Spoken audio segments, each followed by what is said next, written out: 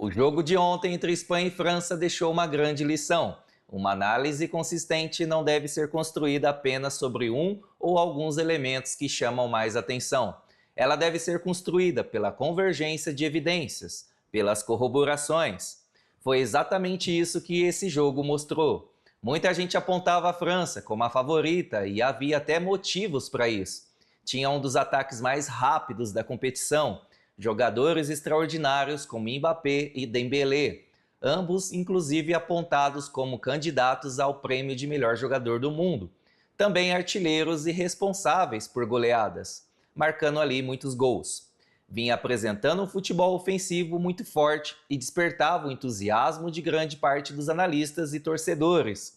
Tudo isso era real e relevante, mas não representava o quadro completo.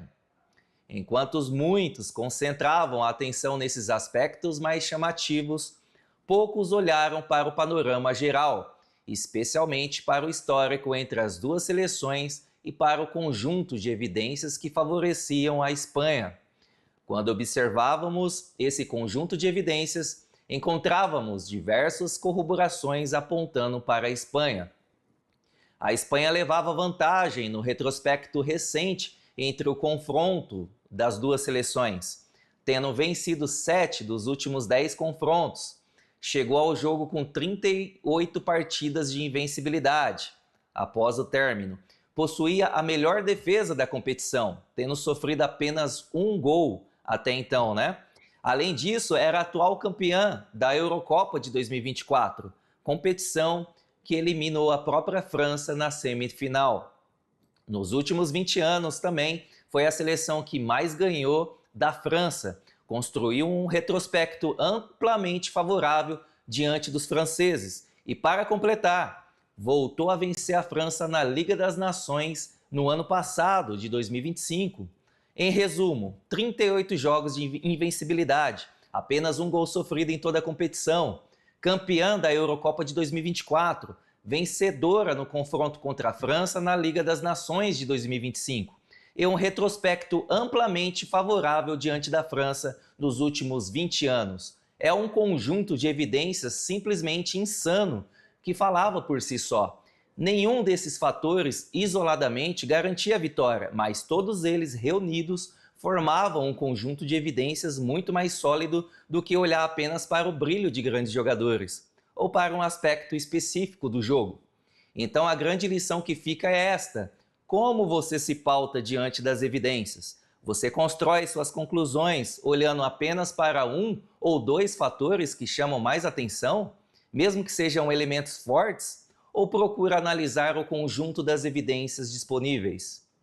Essa reflexão não vale apenas para o futebol. Como você se pauta? Você afirma que o determinado celular, por exemplo, é melhor olhando apenas alguns aspectos, como a qualidade da câmera, a fluidez do sistema ou o desempenho em single core, e não percebe que por isso qualquer não travamento acaba sendo algo relativo? Você compra um carro porque ele desvaloriza menos, mesmo pagando muito mais por ele comparado aos da concorrência? Ou considera também os aspectos relativos do carro? Você analisa como esse veículo se comporta em condições severas de uso? Se ele é utilizado em condições severas?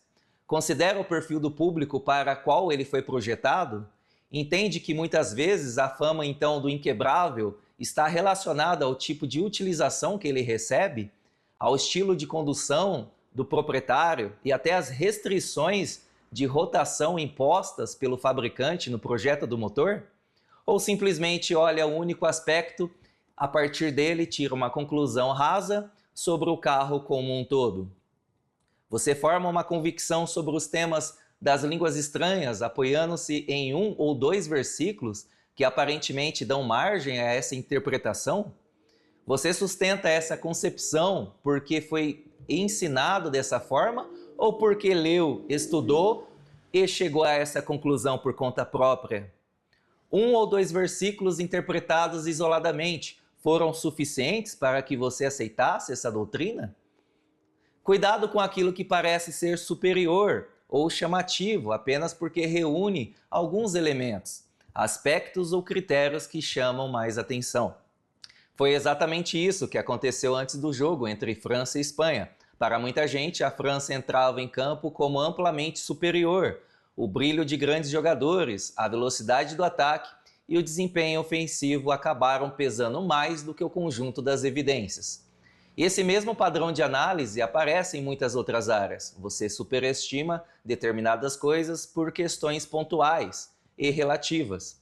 Para muitos, era como se o iPhone estivesse entrando em campo representando a França, o Toyota Corolla, a Intelbras apenas por oferecer um suporte técnico forte nacional, ou até mesmo uma doutrina inteira sobre línguas estranhas construída principalmente a partir de uma única passagem ou duas, como 1 Coríntios 14, sem antes de analisar o contexto ou o conjunto das evidências bíblicas.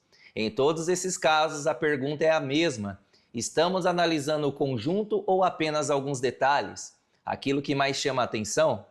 Você está cravando um veredito baseado em 2 ou 3 análises pontuais? Então, o que parece muito forte sobre alguns aspectos também possui limitações. E muitas vezes existem concorrentes não apenas capazes, mas até mais equilibrados, como foi o caso da seleção da Espanha. Então a lição que eu deixo é esta: não se convença facilmente, seja equilibrado que nem a seleção ontem da Espanha. Antes de concluir que algo é melhor, sejam marcas, veículos ou interpretações de versículos, procure analisar o conjunto das evidências. É a convergência delas e não um ou dois aspectos isolados que tornam uma conclusão realmente consistente. E é assim que você vai me chamar, de papai. Agora diga papai. Diga papai. Muito bem. Vamos lá. Agora diga pá. Pá, Diga pai. pai, Pá. pá, Pai. pai, Papai. papai, Franzinha! papai. Fran.